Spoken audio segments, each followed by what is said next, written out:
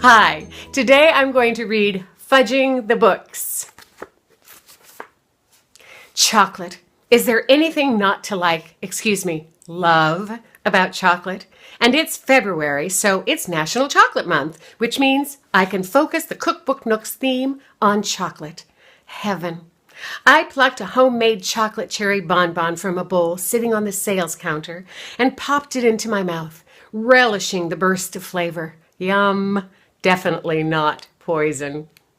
Back to work, Jenna, I whispered. I was alone in the Cookbook Nook. My aunt had yet to arrive, and Bailey, my best friend in the world, and the main sales clerk at the shop, had called saying she was running late too. I enjoy mornings in the shop by myself. I could take time to scan the wares and appreciate what I'd been able to build in the past few months. Back in August, I gave up my cushy job at a swank San Francisco advertising firm and returned home to help my Aunt Vera open our Culinary Bookshop.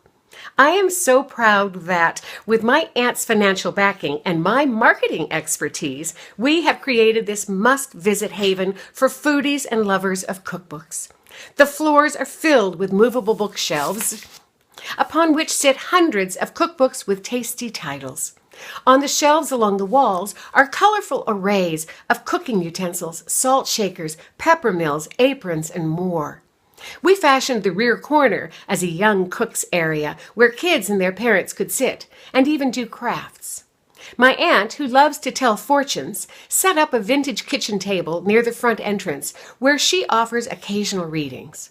She isn't a seer. She doesn't have extrasensory powers, but she believes her readings help her friends and clients cope.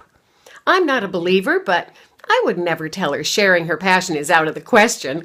Sometimes her predictions come true. Work, I reminded myself. I moved to the display table where I had arranged delicious cozy mysteries with some of my favorites by Krista Davis and Jen McKinley. I added a new cozy to the grouping, Murder of a Chocolate-Covered Cherry by Denise Swanson. I also added a couple of new books to our permanent supply of food-related fiction, The Chocolate Lovers Club and The Loveliest Chocolate Shop in Paris. Perfect. Next, I gathered a stack of chocolate-themed cookbooks from the sales counter and skirted around the centermost movable bookshelf while gazing lustfully at the top book, one I intended to take home with me, written by the renowned chocolatier Michael Ricciuti, Chocolate Obsession, Confections and Treats to Create and Savor. Granted, it was not a book for beginners, like me. In fact, one woman who had reviewed the book on Amazon said to do exactly what Ricciuti said, or else. Okay, perhaps she hadn't written that as a specific threat, but it was implied. Make sure to buy the highest butterfat butter was one of her suggestions. Also, use the expensive chocolate. Forget about baking with Hershey's. Now, I adore Hershey's Kisses and those adorable Hershey's miniatures, but even I can tell the difference between an everyday chocolate and Scharfenberger. I placed the chocolate books on another display table, stood the Ricciuti book upright with its pages fanned open, and set a pile of books behind it.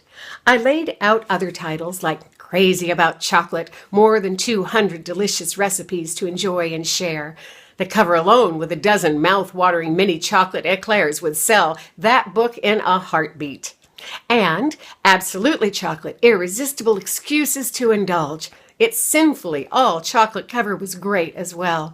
I had space for a few more titles and hurried back to the stockroom.